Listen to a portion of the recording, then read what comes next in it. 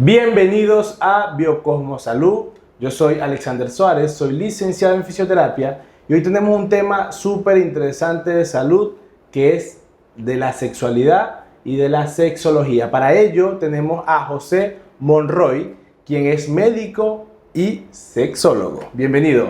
Bienvenido. Gracias también a ti, porque esto es un sinfín de saberes que vamos a tener Así aquí. es, muchísimas gracias por darnos esta oportunidad de información valiosa. Porque la salud sexual es fundamental en la vida de todo ser y se habla poco de ella. Por eso quiero que me hables de eso. Primero, ¿cuál es la diferencia entre sexualidad y sexología?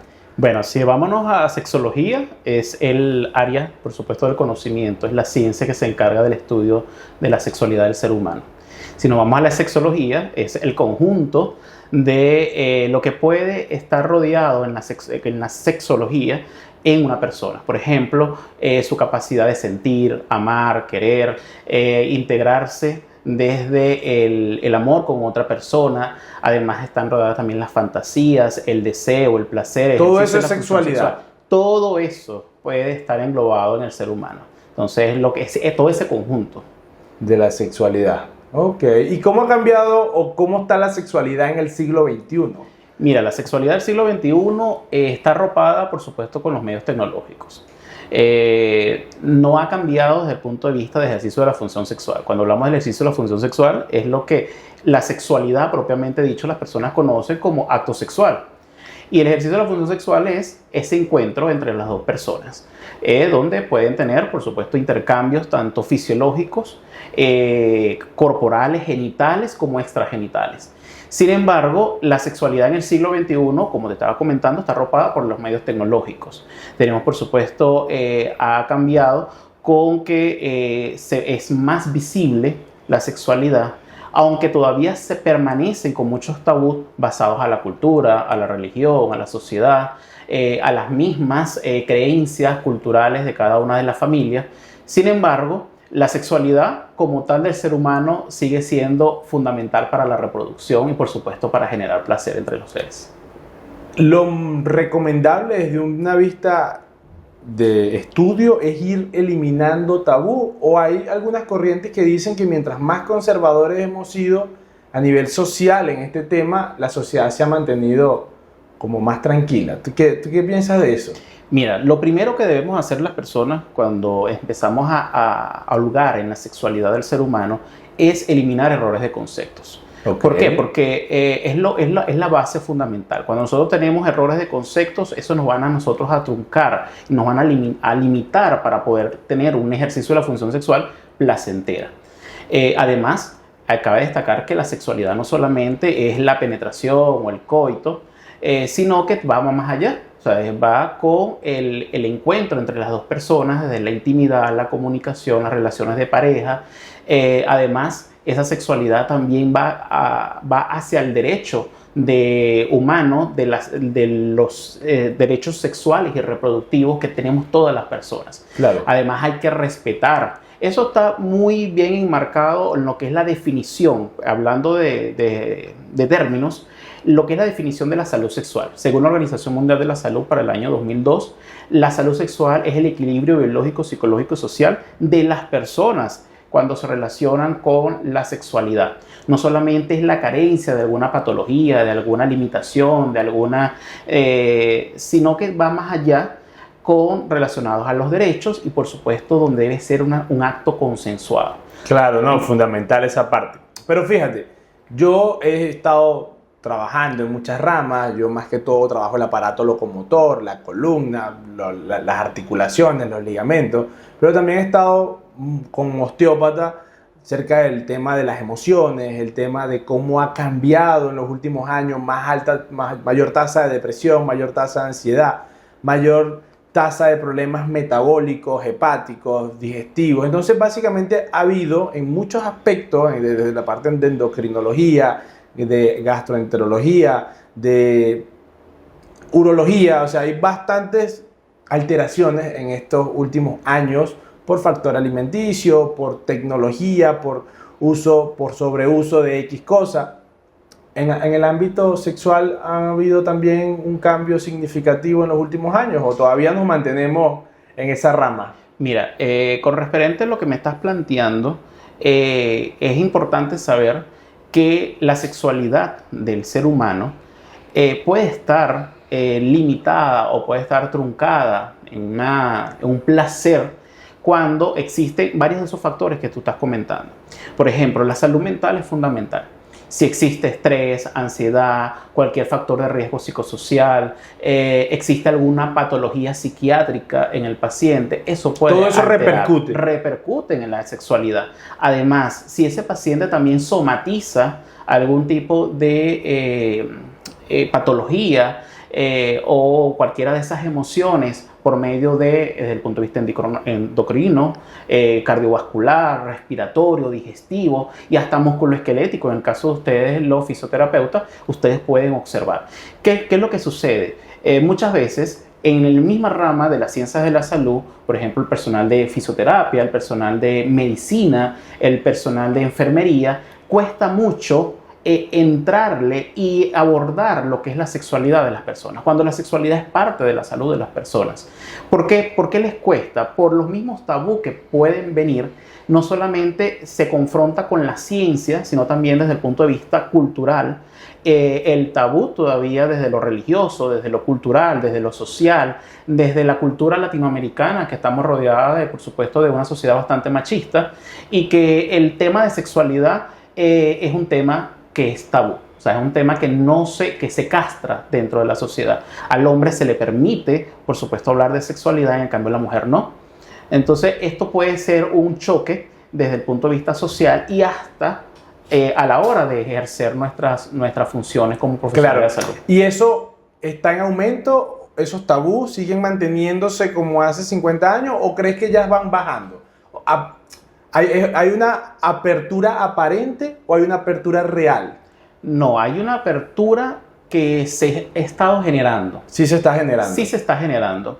Hay religiones, por ejemplo, la Iglesia Católica cada vez se abre más a lo que es los temas de sexualidad como parte fundamental de la salud. Existen también otras religiones que también han abordado la sexualidad como parte del ser humano. Las culturas, hay algunas que siguen siendo bastante fuertes, rígidas, pero hay otras que han ido soltándose y amoldándose más a la actualidad y por supuesto a lo que nos arropa la sociedad en este siglo XXI. Claro, bueno, hay que seguir trabajando en función, ya lo veremos en unos años, vemos qué pasa y cómo eso va a ir transformando.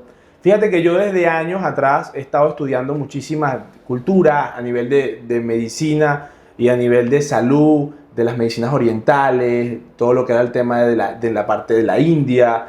Y cuando llegábamos al tema de la sexualidad, cómo lo veía en aquella parte del planeta, desde otro enfoque, conseguí muchas prácticas de mayor sentir.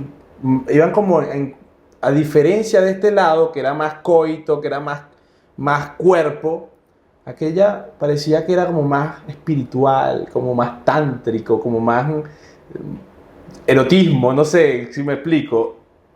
¿Hay un cambio o fue lo que conseguí información o de aquel lado son un poquito más espirituales que de este lado? Mira, la sexualidad, cada persona, cada individuo observa o experimenta la sexualidad de forma completamente independiente. Claro. Eso también va regado a la cultura y a las religiones. Lamentablemente, la sexualidad por todos lados siempre se va a ver limitada por estas dos vertientes, tanto lo cultural como lo religioso. Okay. Por supuesto, nosotros como científicos siempre nos vamos a ir hacia... Tú eres netamente científico, fisiología pura. Fisiología ¿O crees un poquito en esto del tantra y el erotismo, el kundalini? Claro. Todo lo que es estas variables del experimentar la sexualidad son válidas siempre y cuando no se limite o no se ponga en riesgo la salud de los individuos. Okay. La sexualidad debe ser consensuada. Entonces, cuando dentro de esa sexualidad Entonces pueden haber limitantes donde van a haber agresiones, donde no es consensuado, donde es obligado, donde no existe un consenso entre la pareja o entre los individuos, porque en la actualidad tenemos el poliamor, tenemos Ahora, ese es otro tema. Sí, las parejas que son completamente monogámicas, como las no monogámicas, pero más allá de esto, es respetable todo este tipo de prácticas. Nosotros como sexólogos en las consultas podemos observar personas que nos llegan a las consultas, bueno, experimentando cualquier tipo de práctica. Y nuestra recomendación, por supuesto, primero no es juzgar a la persona. Claro. No somos personas para juzgar, somos personas que estamos para orientar. Y siempre es para buscar el placer pleno del individuo o de los individuos que estén involucrados.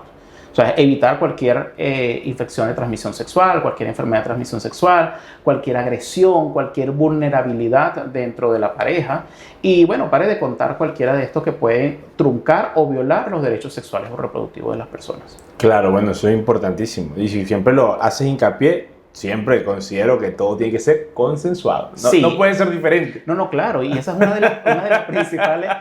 de las principales recomendaciones que nosotros le hacemos a nuestros pacientes. Sí, O sea, hace poco veía un psicólogo, o bueno, en Instagram, que sigo de hace tiempo, se llama Psicovivir, no sé si lo has escuchado. Claro que sí. Tiene un enfoque que me encanta porque todo es en su mente o en la forma en que se expresa. Si estás de acuerdo, y habló de ese tema, me vino a la mente porque hablaba del poliamor y de las relaciones monogámicas, que sí es bien, que eso está mal, pero él decía, oye, si a ellos les funciona, si son felices. De hecho, hace poco sacó una de un hombre que se casó con una persona que era como siamés o algo así, y si él está feliz, ellos son tres y están tranquilos, pues chévere, porque hay que Es juzgarlo. Y me llamó mucho la atención porque su cuenta es esa cuenta que no se va a los extremos, sino que es una cuenta que te habla, que te puede sumar para que salgas de los conflictos y para que te vayas quitando ese montón de puntos de vista que a veces limitan. Sí, lo que pasa es que cuando se orienta en sexología, tú debes dejar a un lado tus creencias. Importante. Sí, porque una cosa es que yo le diga al paciente, mira, sí, tú puedes hacer swinger. Swinger. Sí, Esa es otra rama. Si tú puedes hacer la práctica y con tu pareja es válido y a ustedes les resulta, bienvenido sea. Así yo no lo practique, así yo no lo comparta como José Monroy, no el profesional. Claro. Entonces, uno siempre está ahí es para orientar en estos casos. Mira, una de las cosas, por eso me voy siempre al siglo XXI, porque yo veo que esta era está teniendo tantos cambios. Yo en mis redes sociales siempre digo que nada más sentarse a pensar que hace 500 años nada de lo que está aquí existía. No habían cámaras, no habían redes sociales, no había televisor. Todo eso son cambios. Y sí, en estos últimos años sale el material audiovisual para adultos, que muchas corrientes dicen que está haciéndole daño a la psique del hombre y de la mujer, y otros dicen que no hace nada. ¿Qué opina José Monroy? Sí, mira, ¿qué es lo que sucede? Aquí nos vamos a dos puntos principales. Primero, la práctica del sexting, que es esa práctica que pueden existir entre dos personas a causa de estos movimientos tecnológicos. Compartir fotos entre parejas, compartir audios, mensajes cargados de sexualidad, por supuesto, es una forma de tener ejercicio, o sea, acto sexual con una persona, porque recordemos que la sexualidad, el acto sexual no solamente es la penetración. Entonces, el sexting, cuando se practica, puede haber ese intercambio. Sin embargo, nos vamos a la otra vertiente, que es la pornografía. Cuando nos vamos a la pornografía crea falsos conceptos en las personas. ¿Hace un daño? Sí. ¿Por qué? Porque la pornografía es netamente un material que es de fantasía, es alusivo, es actuado. Es algo que completamente no es real. No existe, por supuesto, un intercambio de sentimientos, no existe ese respeto que puede existir, sea el contenido de forma heterosexual, bisexual o homosexual. No existe, existen falsos conceptos, por ejemplo, que una erección puede durarte 30 minutos, 45 minutos, cuando en realidad lo básico o lo común son entre 8 minutos, como el medio. Entonces, cuando tú le creas esos falsos conceptos o esa falsa perspectiva, creas frustraciones en las personas. ¿Por qué? Porque se están documentando de una información que cuando van a la realidad es completamente diferente. Entonces, ven, por ejemplo, el pene de un tamaño de 19, 20, 22 centímetros. Entonces, se hacen un fantaseo y crean que cuando van al ejercicio de la función sexual pueden entonces tener en la realidad un pene de ese tamaño, cuando el promedio a nivel mundial son penes de 15, 14, 16, que es el común. Sencillamente también existen esas fantasías entre que las mujeres son completamente diferentes, son completamente sumisas, no tienen ningún encuentro, ningún dominio dentro de la sexualidad, cuando eso es completamente falso. Y cada una de las personas, como te lo dije al principio, cada individuo experimenta la sexualidad de forma completamente diferente. Hasta en la misma relación de pareja tienen que tener cada uno una forma diferente de ver la sexualidad. Bueno, cada actor va a tener un punto de vista diferente. Sí. Sin embargo, muchas veces dentro de las relaciones de pareja nosotros podemos recomendar en algunos casos el material, pero de forma no educativa, sino netamente es recreativa. Ahí que este material es de material recreativo, más no es un material educativo. Claro, bueno, entonces veríamos que, como todo en la vida, nada es bueno ni malo, depende de para qué lo utilices y el exceso de ese consumo. Hace poco vi otro canal en YouTube. Las redes sociales nos pueden servir para informarnos, para dar mucho conocimiento, o bueno, para irnos por otras ramas. Hay un canal maravilloso en YouTube que se llama Tengo un amigo que habla, es un urólogo hablando de esto precisamente, y decía que el exceso de este material, que no te metías en tu casa y no salías a la calle, no tenías encuentros reales, puro fantasías en la mente, y luego llegabas a esto, a la frustración, porque mucho de lo que allí te venden es irreal. Y bueno, si no te das cuenta que es de esa manera y en tu mente crees que todo lo que está pasando allí realmente es verdadero, cuando llegas al mundo y dices, no, pero es que esto no es lo que yo creía. ¿Qué pasó? Esto no era lo que yo creía. De paso, fíjate que hay algo que lo hablaba hace poco con una amiga, que eso está llegando a manos de niños. ¿Por qué lo digo? Porque cualquier niño ya tiene un teléfono celular, y a través de un teléfono celular, ¿a dónde no llegas? Sí. ¿Qué sucede con esto? Cuando los recursos tecnológicos se le dan a menores de edad y no están completamente controlados o supervisados por un adulto, puede llegar a que puedan observar este tipo de contenido.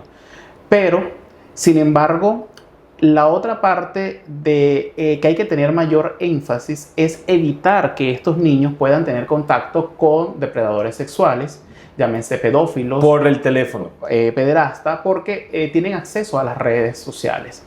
Cualquiera de estas redes sociales donde puedes tener contacto con otras personas, donde la otra persona del otro lado quizás se plantee que es un niño igual que él, pero sencillamente lo que están experimentando son ciertos trastornos relacionados a la sexualidad, como es la pedofilia, y puede llegar hasta incentivar a este menor de edad a un encuentro y sencillamente se puede consumar a llegar hasta un pederasta. Entonces el tráfico de niños puede llegar y esto está completamente penado en la ley en nuestro país, en Venezuela. Claro, bueno, yo siempre le digo a las personas que eviten darle teléfono a los muchachos. Sí, es lo porque mejor. ahí eso es una puerta para muchas cosas. Estamos hablando ahorita del tema de la sexualidad y bueno, todo lo que puede llegar a través de un video, a través del WhatsApp que le mandan, todo lo que se crea en esos grupos es increíble. Y bueno, tú me acabas de decir otra rama que no lo había considerado, que es, bueno, en redes sociales y estos depredadores, personas que, bueno, es algo bastante complejo. Sí, cuando nosotros hablamos de sexualidad, las personas solamente se limitan o a coito o a enfermedades relacionadas a la sexualidad, o enfermedades de transmisión sexual, o ciertas patologías que pueden limitar al ejercicio de la función sexual. Pues. Y no, la sexualidad es muy amplia y cuando se estudia hay que hurgar mucho. Y no solamente hurgar desde la ciencia, sino hurgar desde las sociedades, de las culturas. Entonces, ahí para poder entender dónde estamos. Claro, bueno, culturalmente cambia todo, ¿no? En puntos, Estados Unidos es una cosa, Latinoamérica Sí. es otra, Asia, Rusia, por allá, Europa, todo, Sí, todo es va que cambiando. la misma Latinoamérica nosotros tenemos diversidad de formas de percibir la sexualidad o de ver la sexualidad. Sí, dame unos ejemplos, háblame de cómo es eso, nútreme, danos información, ¿cómo Sí, es eso? bueno, por ejemplo, hay países, si nos vamos desde el punto de vista de la posición del hombre, por ejemplo, porque como te dije al principio en una de las preguntas, era que el hombre desde el punto de vista de Latinoamérica está visto como un hombre completamente machista, o sea, el hombre latinoamericano es machista. Ok. Entonces, tiene esas percepciones donde el único que sabe de sexualidad es el hombre. Y cuando se enfrenta a mujeres donde en realidad buscan educarse en el tema de sexualidad porque es parte de su responsabilidad como mujeres, como madre, y eso no debe ser mal visto. Claro. Entonces, en países como por ejemplo en México, donde el hombre por supuesto es el que lleva la rienda, Hombre, al caso de una mujer, un hombre venezolano, donde somos más matriarcales, donde la madre, la mujer es la que tiene la mayor figura. Entonces vean cómo va cambiando desde algunos países, hasta países muy cercanos, por ejemplo, llámese lo que es Argentina, Perú, Colombia, también tienen esa figura del hombre un poco más sobrio dentro de ese núcleo social o de pareja. ¿Quién se educa más, el hombre o la mujer? ¿Quién se educa más? Ujú. Las mujeres. Las mujeres. Las mujeres. ¿Por qué? Porque el hombre tiende a empezar a mal educarse. Ok.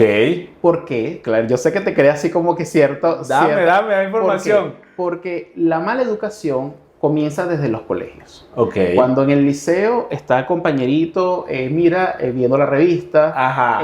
mira, fulano de tal, escuché tal cosa, viene la masturbación, tienes que hacer tal práctica, o estos juegos que actualmente han estado dentro de la sociedad, que han puesto en peligro y han lanzado banderas rojas a los que son los colegios y a los padres, donde existen juegos donde pueden inducir al niño o al adolescente a una práctica sexual no de forma consensuada y responsable. Por eso es importante que nos llenemos de buena información, sepamos cuáles son los sesgos, cuáles son las banderas rojas que podemos ver nosotros como caballeros y las damas en ese ámbito. Mira, esto tengo que meterle el ojo, tengo estos pensamientos, me están pasando estas cosas, y de esa manera acudir al profesional que lo pueda orientar y bueno, buscar eso, salud. Porque nadie va a tener salud al 100% si hay algún trastorno, hay algún problema en el ámbito sexual, que ya lo acabas de decir, es algo tan importante y tan fundamental en la vida, y del que está lleno de bastante tabú y que poca información buena se consigue. Porque bueno, Claro. Tanta información mala en temas de nutrición, tanta información mala en temas de ejercicio, tanta información mala en tantos temas, la sexualidad no se escapa de todo esto. Hace poquito hablaste de la masturbación. Ok. Hay corrientes que dicen no a la masturbación, otros dicen hay que explorarse, eso es normal, bueno que sí, que no. ¿Qué dice José Monroy? Mira, la masturbación es el acto más sincero que todas las personas podemos tener con nosotros mismos. Ya. Es, por supuesto, la autosatisfacción sexual es parte de la sexualidad. Ok. ¿Qué es lo que sucede? ¿Por qué es malo? ¿Por qué es bueno para algunas personas? Ajá. Por lo mismo que hemos hablado, por las corrientes culturales y religiosas. Muchas personas dicen que, bueno, si tú tienes una pareja, si tienes una esposa, si tienes una pareja consensuada, donde estás bien estable, ¿por qué vas a recurrir a la masturbación? La masturbación es un acto fisiológico, es algo natural de nosotros, de los individuos, y no debe ser mal visto. Es una forma también de explorarte como individuo y saber cuáles son tus zonas erógenas, dónde son las zonas de mayor placer de tu cuerpo, para así tú poder llegarle información y educar a tu propia pareja cómo te debe de estimular, cómo te debe dar placer, porque muchas personas, muchas parejas tienen 20, 30 años juntos y no han experimentado un orgasmo. Entonces, ¿qué sucede esto? Son parejas que están frustradas, son parejas que no tienen un ejercicio de la función sexual placentero, no hay un consenso, no son felices sexualmente, hay una convivencia, sí, hay amor porque hay una familia, pero desde el punto de vista sexual no existe un placer. Y el placer es parte fundamental. En el año 2022, la Organización Internacional relacionada a la sexualidad y a la salud sexual, todas estas federaciones y estas organizaciones mundiales hablaban del placer, hablaban de vivir el placer como parte fundamental de la sexualidad. Entonces, no solamente es tener un ejercicio sexual y ya, o sea, es cumplir un acto fisiológico o de descarga, sino va más allá, es poder experimentar desde la sexualidad el placer. Disfrutar el camino también. Disfrutarlo. Entonces, qué mejor que tú lo hagas desde el punto de vista del autoejercicio de la función sexual. Sí, bueno, yo me imagino que estos autores, estas personas hablaban de los excesos, porque también nos vamos a eso, personas que abusan, ¿será? Este youtuber que hablaba de ese tema, hablaba de que algunos hombres se quedan únicamente con la masturbación y ya se encierran allí y eso lo acompañan con material audiovisual y se meten allí en ese punto, están inmersos netamente y le crea de paso otros problemas. Particularmente hablaba de que el aumento de la eyaculación precoz podía venir desde ese punto. No sé qué dices. Sí, bueno, ya aquí entramos entre los trastornos. Bueno, también hay que tocarlo. Sí, claro, porque es parte de la sexualidad. Claro. Los trastornos sexuales pueden ser tanto orgánicos como no orgánicos. Okay. Cuando hablamos de los no orgánicos, viene más hacia lo psicógeno, hacia la mentalidad de las personas y cómo se puede llevar la sexualidad.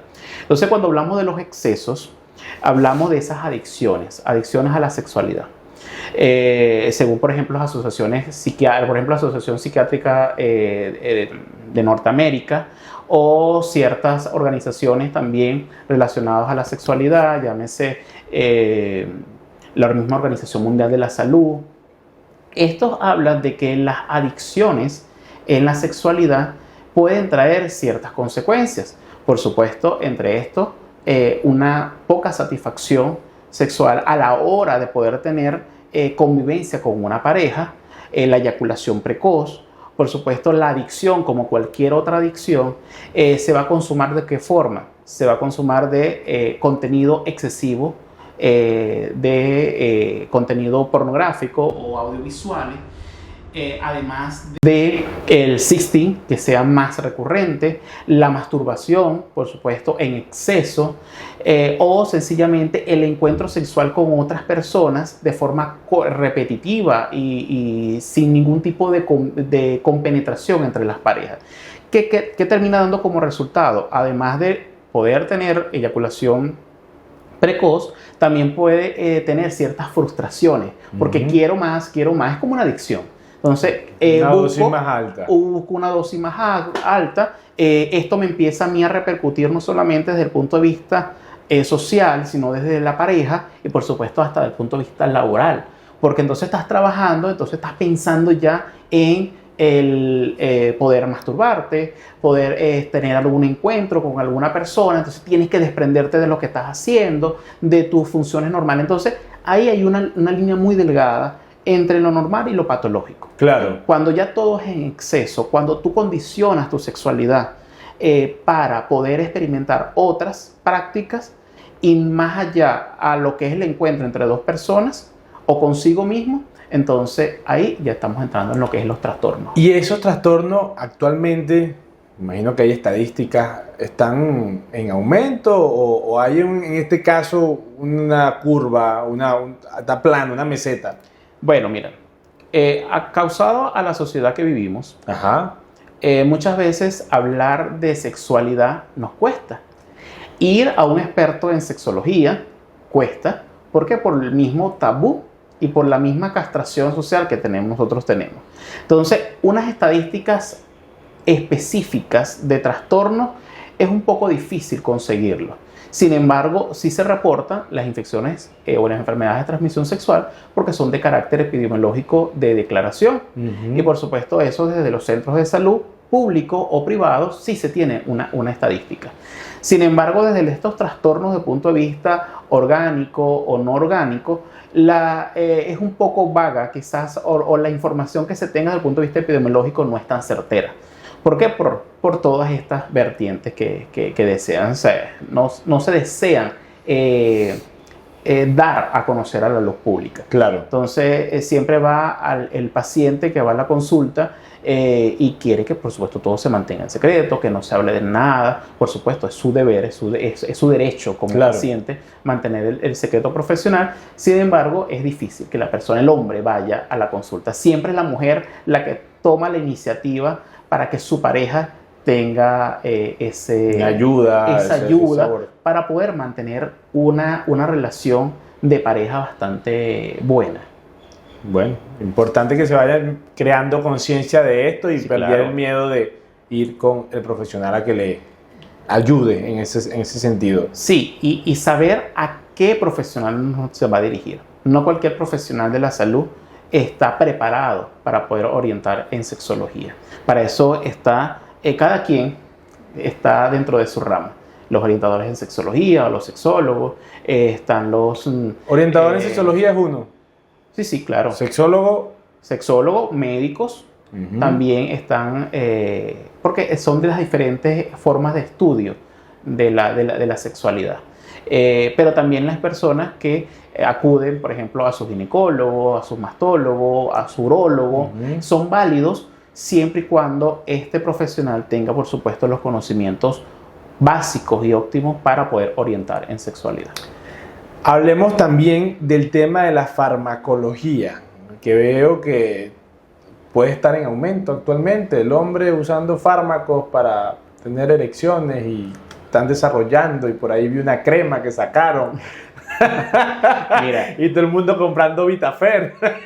Sí, bueno. ¿El Vitafer funciona?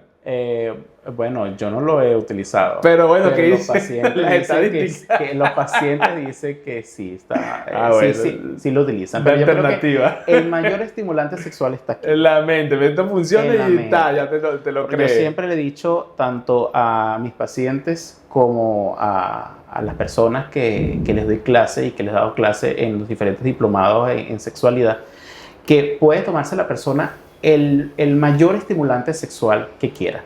Llámese farmacológico, llámese no farmacológico, de algún alimento, de alguna fruta, cualquier pócima, pero el mayor estimulante sexual está en nuestro cerebro.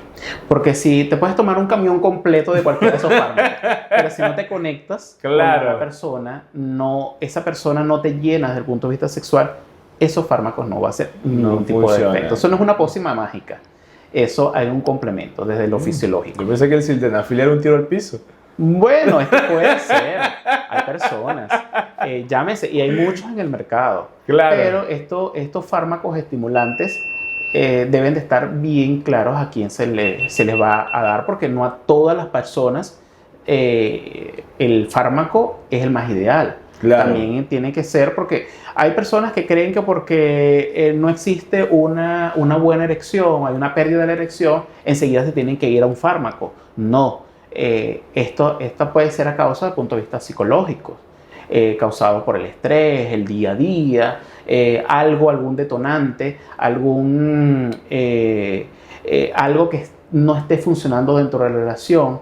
Eso que nosotros llamamos los repelentes sexuales, que dentro de la sexualidad o dentro del ejercicio de la función sexual es ese detonante que te va a desbloquear de la sexualidad. Entonces esos repelentes sexuales te pueden a ti estar. Entonces, en una buena consulta donde tú orientes, donde tú escuches al paciente, donde tú hurgues dentro de esa sexualidad, donde tú te invadas dentro de esa intimidad del individuo, es ahí donde tú vas a poder decir, mira, esta persona es netamente para una orientación o hay que aplicar algún fármaco porque tiene alguna patología porque también puede tener alguna patología de base. Claro. Llámese una diabetes, llámese una hipertensión arterial. Diabetes afecta. Afecta completamente. Hipertensión afecta. Y cuando no están controladas, entonces más. El hombre es muy malo muchas veces para poder llevar un control farmacológico de alguna patología crónica. Cuando ya se sienten bien, no lo siguen consumiendo. Entonces, ¿qué sucede? Esto les puede afectar en el ejercicio de la función sexual. Y es cuando llegan a la consulta y creen que solamente con un fármaco que los vaya a estimular, todo se va a resolver. Cuando dijiste repelente. Repelentes sexuales. Ejemplos de esos repelentes. Mira, los repelentes sexuales, ojo, hay personas que pueden ser repelentes sexuales como hay otras personas que pueden ser estimulantes sexuales. Entonces, para algunas personas un repelente sexual pueden ser los olores. Los malos olores pueden ser un repelente sexual. Para otros pueden ser un detonante, un estimulante. El mismo repelente. El mismo repelente que para algunas personas son, algunos Como pueden ser un punto de vista. Los vellos púbicos o en la distribución en el cuerpo, para algunos pueden ser un repelente, como para otros pueden ser un estimulante. Ciertas personas dentro del espacio o dentro del hogar, por ejemplo, los niños, las mismas suegras, las mismas familias, la sobrecarga de trabajo, las largas horas de la jornada laboral, la poca satisfacción, eso puede llegar a ser un repelente.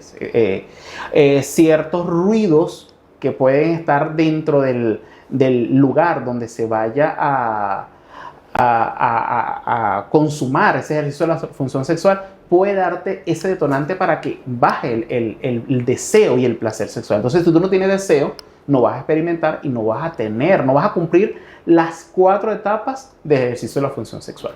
Entonces, ¿cuáles son esas 4 etapas? Las 4 etapas. Échame el cuento completo. Aquí vamos a durar todas. Bueno, excelente. Ahí tenemos bastante canal. Sí. Aquí tenemos, por supuesto, la excitación. Ajá. Podemos tener la excitación. Previamente a esto, tenemos que tener deseo. Si no tenemos deseo, no nos activamos con la excitación, que es la primera etapa del ejercicio de la función sexual o de la respuesta sexual humana.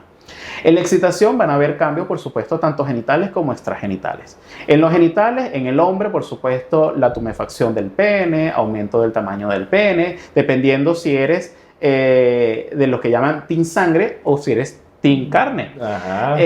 Por supuesto, empieza lo que es el rubor sexual, lo que es ponerse rojo, desde lo que es el tronco, la cara, el cuello. Aumenta desde el punto de vista extragenital, aumento de la frecuencia cardíaca, aumento de la frecuencia respiratoria, aumento de la presión arterial, empiezan las sudoraciones dentro del organismo. En el caso de las mujeres, empieza lo que es la lubricación en el canal vaginal. Si esa mujer no está lubricada, no está excitada. Entonces, ¿qué pasa? ¿Qué está sucediendo? El estímulo que se le está ofreciendo no es completamente suficiente y no es completamente placentero para ella. Y entonces hay que recurrir a estimular algunas zonas erógenas donde preguntando y explorando se puede llegar a un buen término. Por supuesto, la erección de los pezones, el rubor sexual también, es parte de esa fase de excitación. Después pasamos a la fase de meseta, que para muchos viene siendo una excitación prolongada. Esto debe mantenerse todo lo que es lo que al principio se ha estimulado o lo que tú has buscado para poder excitar a esa persona, debes mantenerlo. Si se pierde, se rompe, por supuesto, la respuesta sexual y volvemos a cero. Porque no existe. Después llegamos a la fase de orgasmo, que por supuesto en el hombre se evidencia con la eyaculación y en el caso de las mujeres también pueden llegar a la eyaculación.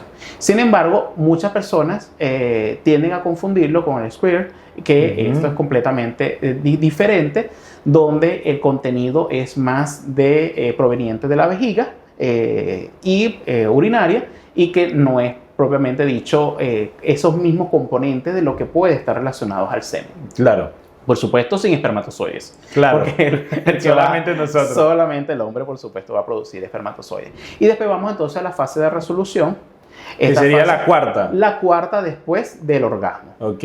Esta, después de experimentar todo y llegar a todas esas, experimentar toda esa respuesta extragenital al máximo, por supuesto, esta fase de resolución es que el cuerpo empieza a retomar todo su normalidad que estuvo en el principio. En el caso del hombre tiene una quinta etapa, que esa última etapa es una etapa de refractaria. Esa etapa refractaria es el de descanso. En el caso de las mujeres no lo tienen. No tienen descanso. No tienen descanso. Ay, pero... Si tienen un buen estímulo, pueden llegar a tener multiorgasmo. Ya. O pueden ser orgasmos de forma tetánicos. Pueden ser un orgasmo completamente único. Okay. Puede ser un orgasmo completamente sostenido. Pero existen diferentes tipos. O experimentar placer sin llegar al orgasmo. O sea, la mujer lo experimenta de diferentes formas, pero no tiene esa etapa de refracción. En el caso del hombre, sí tiene una etapa de refracción donde tiene que tener un descanso entre un orgasmo y el otro para poder ¿Que lleva reiniciar. cuánto tiempo?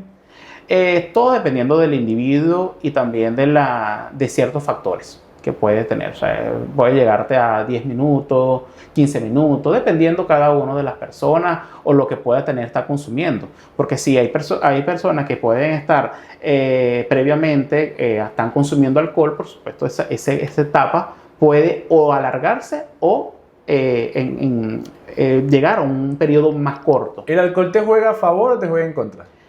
Todo dependiendo a cada una de las personas. ¿Por qué? Porque el alcohol te bloquea lo que es la corteza cerebral. Ok. Y hay personas que no experimentan un ejercicio de la función sexual placentero teniendo alcohol.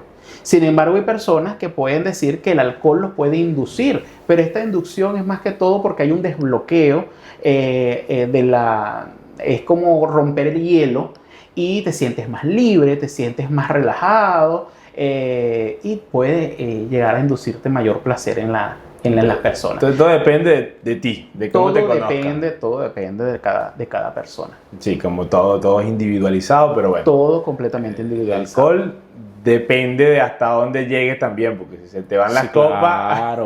sí que grave la cosa. Lo que hace es dormirte. Y si estás en la luna de miel, bueno, imagínate. Mira, hay mitos y realidades como en todo, en todas las ramas de la salud. ¿Cuáles serían los mayores mitos y las mayores realidades en cuanto al tema de la sexualidad y de la sexología? Bueno, uno de los mayores es que las infecciones o enfermedades de transmisión sexual solamente le dan a homosexuales. Claro. Eso es algo que las personas tienden a decir. Por ejemplo, un VIH, una sífilis, una gonorrea, un VPH, solamente son para enfermedades que son de los homosexuales. No, cuando no es así. Las estadísticas nos han dado que tanto hombres como mujeres pueden, y sin saber o sin diferenciar orientación sexual, pueden llevar a tener o presentar cualquier infección de transmisión sexual o enfermedades de transmisión sexual. ¿Qué otra mito? Que las mujeres no se pueden masturbar. Que eso, por supuesto, es malo, que no es buen visto. Cuando las mujeres tienden a poder tener también placer, pueden experimentar el autoejercicio de la función sexual de forma normal. Que el hombre no se puede masturbar, que es mal visto, también es parte de ese mito. Cuando la realidad, por supuesto, ya lo hemos conversado previamente, donde es parte de una fisiología, es parte de nuestro funcionamiento y de nuestra fisiología sexual. ¿Qué otra mito? Que las mujeres no pueden tener preservativos en sus carteras, no pueden saber porque eres mal vista, porque eres donde tú aprendiste esto, o sencillamente la le dicen, juzgan. o la juzgan, dicen que eres vulgarmente le dicen que es una vagabunda, cuando no es así, sino Claro. que también las mujeres tienden, y es lo que comenté al principio, las mujeres tienen el derecho de educarse y es las que buscan mayor certeza en la educación sexual. O sea, buscan información más real y más concisa, no solamente para su propia sexualidad, sino también para la sexualidad con su pareja. ¿Qué otra? Algo que es un mito. Por ejemplo, llevar a los adolescentes a encuentros sexuales en prostíbulos o a que consuman material audiovisual de contenido sexual. Para que pueda ser mejor en la sexualidad, eso es un mito. Todavía se tienen esas prácticas. Todavía tienen esas prácticas y se ve mucho en las zonas rurales. Wow. En las zonas rurales, donde también en las prácticas la zoofilia en ciertos lugares rurales es parte de la misma cultura. Bueno, Entonces, eso me acuerda a cualquier muchacho de allá del llano, siempre Claro. le achacaban la zoofilia. Sí, es que la zoofilia también va pegado a la cultura. O sea, si tú no vamos aquí a la ciudad, por supuesto, la zoofilia es mal visto en el inicio de la sexualidad. Sin embargo, en las zonas rurales, tener encuentros sexuales con ciertos animales es buen visto cuando, por supuesto... Es normal, ¿no? Es normal. Su primera mujer. Su primera relación sexual. Entonces, es ahí donde pueden ver. ¿Cuál es otro mito? Que, por supuesto, consumir ciertos fármacos que pueden inducir al placer sexual van a ser completamente válidos o van a ser completamente productivos para cualquier persona, cuando no es así, cuando la sexualidad es completamente individualizada, lo que es bueno para uno quizás para otros no. Las dosificaciones son completamente diferentes, el fármaco, el componente genérico de ese fármaco puede ser bueno para algunas personas como para otras no. Hay que valorar si existen patologías de base, si existe comorbilidad con otras enfermedades, porque eso te puede a ti fallar y puede ser un detonante para no tener un buen placer sexual. Entre otras, por ejemplo, un mito es que cuando hablamos de sexo, cuando hablamos de género y cuando hablamos de orientación sexual, hablando de términos en sexología, por eso que al principio le decía que hay que evitar errores de concepto, las personas creen que es lo mismo, cuando el sexo es las características biológicas y fisiológicas que distingue tanto el hombre como la mujer. Cuando hablamos de género, es ese constructo social donde te va a decir lo que es femenino y lo que es masculino. En cambio, el sexo es hombre y mujer. Diferencia de hombre y mujer según las características biológicas y fisiológicas. En el género te va a decir que es bueno para lo femenino y que es bueno para lo masculino, según los constructos sociales y culturales, que es completamente diferente en cada región a nivel del mundo. Y la orientación sexual va más que todo a lo que es esa atracción física, psicológica, emocional que puedes tener con las personas de tu mismo sexo, llámese homosexuales, personas del sexo contrario, llámese heterosexuales, o personas de ambos sexos, que llámense entonces bisexuales. Esa es la orientación. La orientación sexual. Y de aquí se desglosa otra cantidad de términos que entre la percepción del sexo, del género. Entonces, aquí es un tema. Cuando hablamos de términos, eso es muy, muy amplio desde la sexualidad. Y como que están creciendo cada vez más. Cada vez van creciendo más. Claro, nosotros desde la sexología nos apegamos a lo que nos dan nuestros organismos internacionales. Lo que estipula la Organización Mundial de la Salud, la Organización Mundial de la Salud Sexual. Esos son los que nosotros nos regimos. Sin embargo, no está de más nosotros, por supuesto, estar inmersos en cada uno de esos términos, porque a la hora de una consulta, a la hora de orientar a adolescentes, donde ellos se arropan con los medios tecnológicos, entonces nosotros saber a qué se están refiriendo. Claro, sí, bueno, ahorita hay tantos que tienes que estar actualizando cada ratico. Todos los días. Pero eso es de toda la vida. La historia dice que había ese montón de puntos de vista, de orientaciones, de género, o es algo que está siendo creado en lo moderno del siglo XXI. No, mira, la orientación sexual no es un modernismo. La orientación sexual siempre ha existido. Bueno, pero la Desde orientación sexual sería, pero bueno, entonces estaríamos hablando de género, porque entonces lo que está saliendo ahorita es género, háblame de eso. No, cuando hablamos de orientación sexual, por ejemplo, si no hablamos a la homosexualidad es algo natural.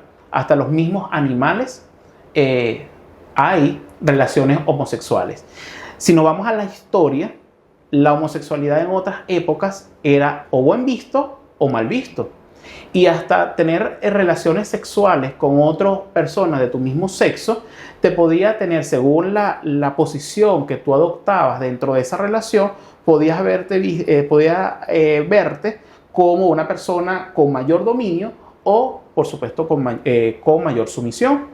Eso era dependiendo el ejercicio. Ahora, cuando hablamos de género, ¿qué es lo que está saliendo que es el ahorita? constructo social, aquí, mire, Por ejemplo, la percepción de género, hay unas personas que pueden verse, bueno, tengo características de hombre, fisiológicamente respondo como hombre, tengo un pene, tengo una distribución corporal de vello, mi cambio de voz, pero yo no me identifico con mi sexo, Okay. y ni me identifico con mi género. Entonces, esa percepción cambia para cada uno de los individuos, y es cuando salen todas estas terminologías que actualmente estamos viendo. El mismo género, por ejemplo, un hombre en Venezuela que se ponga una falda es mal visto. En cambio, si vemos al mismo hombre con esa misma falda en Escocia o lo vemos en Hawái, Allí es normal. entonces es completamente normal. Entonces, el género va apegado a ese constructo social. Lo que la sociedad dice para ti que es bueno, tanto para el hombre como para la mujer, y que te dice a ti que tú eres femenino o eres masculino. Ok, bueno, son datos importantes y te vas aclarando. Fíjate eso que dijiste de Escocia y Hawái, no lo había pensado. Sí, claro. Chévere, eso está excelente. Hace ratico dijiste que el tema de las parejas podía estar, por alguna razón, por falta de comunicación, por falta de explorarse, una mujer o un hombre, bueno, no, creo que pasa más en las mujeres, que no lleguen a un orgasmo y vengan a una vida en donde estén carentes de orgasmo, tengan una vida sexual en donde no logran esa cuarta etapa, ¿fue que dijiste? Eso está... La tercera etapa del orgasmo. El orgasmo. Okay. Hay mujeres, o bueno, tú mismo lo dijiste ahorita, de repente una relación de pareja de 20 años sin vivir eso. ¿Eso se debe a qué? Bueno, primero, porque no existe un consenso, o sea, no existe comunicación dentro de la pareja. Muchas veces cuando la mujer entonces le va a decir al hombre, mira, tócame en tal zona, bésame de tal forma, vamos a desligarnos. Entonces el hombre tiende a ser en muchas ocasiones muy mecanizado, porque o puede venir con falsos conceptos a causa de los materiales audiovisuales que pueden estar inmersos, donde tiende a tener falsos conceptos del ejercicio de la función sexual y cree que se la está comiendo, Okay. pero resulta ser que no, su pareja se encuentra completamente insatisfecha porque te puede llegar a la consulta y dice, mire doctor, yo nunca he experimentado un orgasmo, yo no sé qué es un orgasmo, o sea, y tú le explicas cómo es la sensación del orgasmo, que es ese desbloqueo donde existe en el organismo, donde se acelera todo,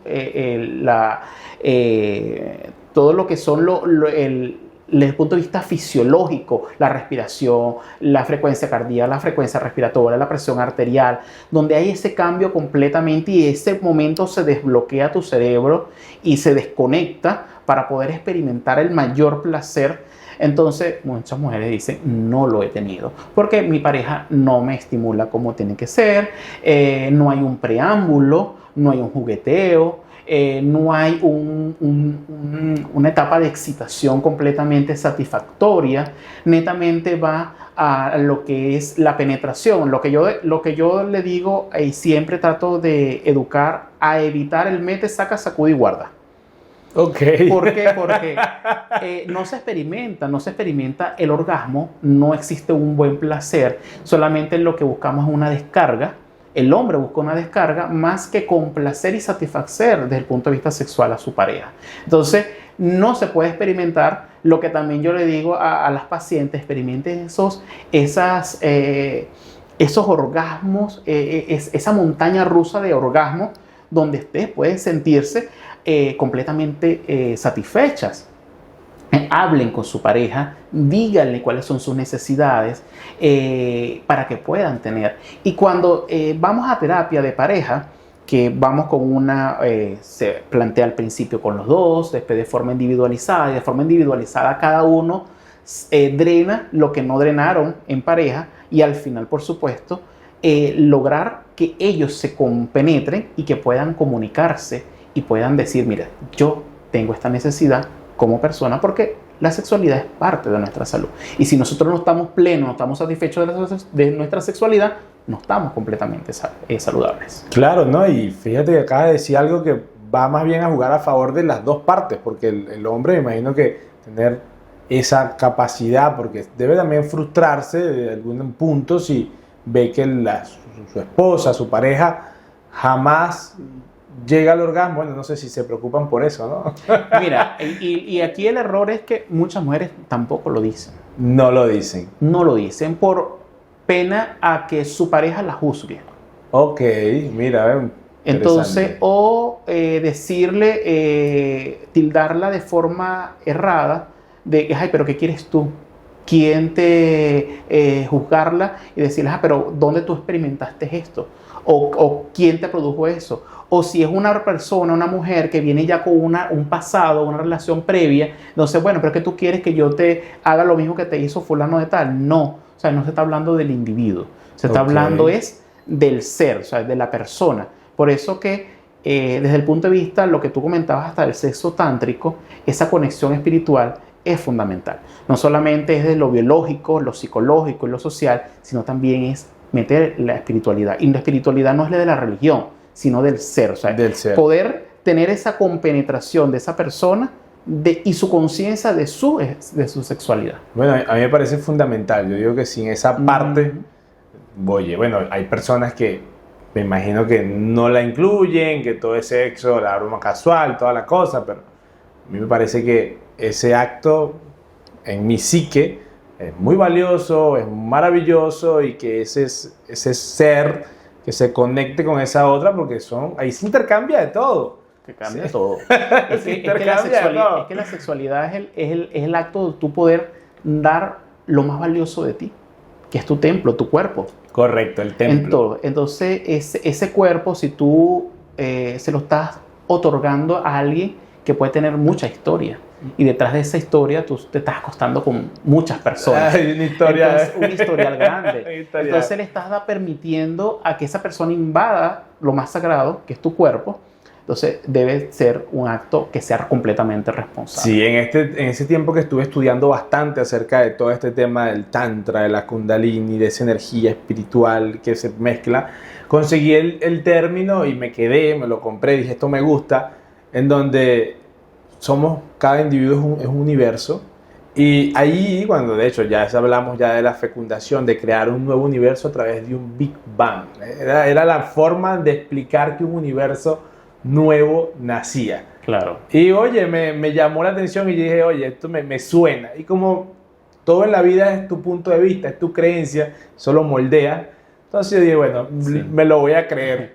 Bueno, es que tú lo estás hablando tú estás dando esa percepción desde la espiritualidad, pero yo te la he dado previamente desde la ciencia. Desde la ciencia, Que pero desde el es individuo, igual. claro, es lo mismo. Entonces, ese universo y esa individualidad de cada una de las personas es válido. Y eso estudiar la sexualidad es muy interesante, es muy rico, porque es un mundo completamente paralelo a lo que en verdad nosotros vivimos.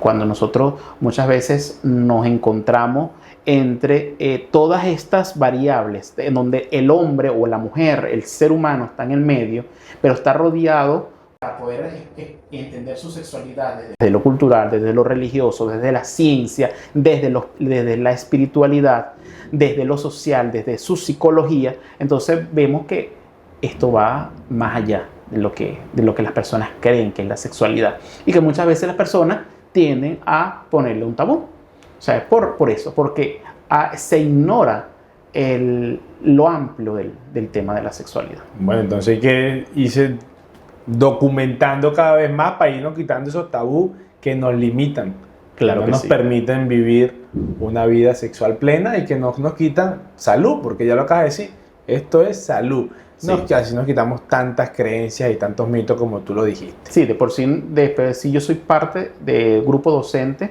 de un diplomado en sexualidad, donde tenemos inmersos a educadores, a padres, a profesionales de la salud que quieren educarse desde la sexualidad, y donde dentro del grupo de docentes entonces está un sociólogo que es sexólogo, tenemos un psicólogo que es sexólogo, la parte médica de sexología. Entonces vemos a la sexualidad desde todos sus ámbitos, es multidisciplinario. Ok, bueno, importante, así tiene que ser.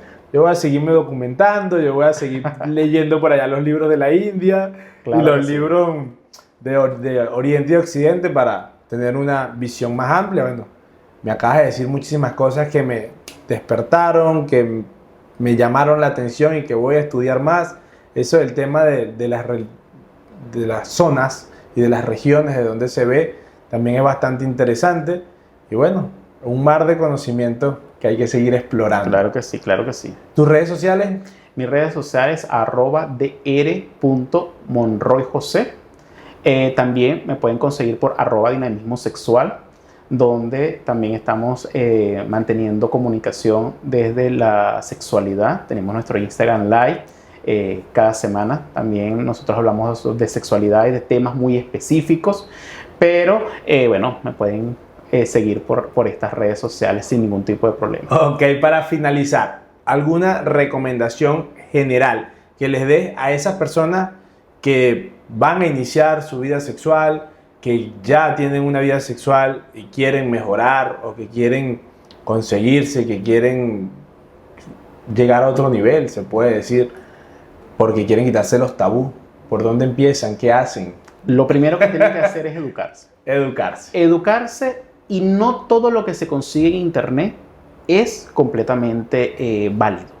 O sea, cuando buscamos en internet tenemos que buscar fuente confiable, fuente profesional, porque no todo lo que sale en internet es completamente veraz.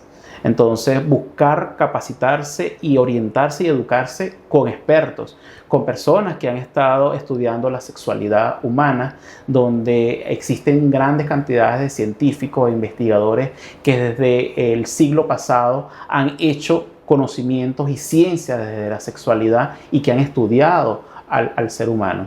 Desde, por supuesto, Master y Johnson, que fue los que propusieron esta respuesta sexual humana, donde realizaron en los años 50 grandes cantidades de estudios en Estados Unidos para poder llegar a lo que conocemos cada una de las etapas de la respuesta sexual humana. Okay. Y un sinfín de investigadores que por esto se pueden dar. Hay bibliografía presta en internet, que son bibliografías de fuentes confiables, y por supuesto seguir todas las cuentas de tanto la Organización Mundial de la Salud, la Organización Panamericana de la Salud, la ONU-SIDA, también las organizaciones internacionales sobre salud sexual y reproductiva.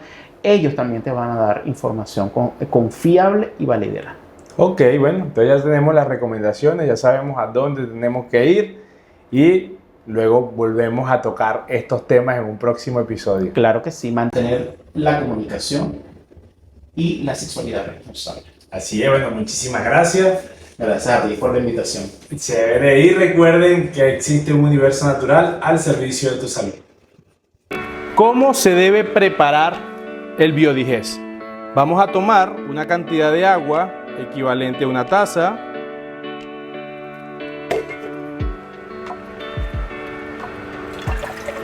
Llevamos a la cocina, colocamos la cantidad de biodigés que ameritamos, en este caso es una cucharadita de postre equivalente a 2 gramos.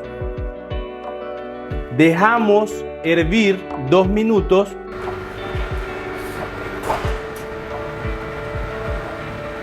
Cuelas y tomas tibio después de almuerzo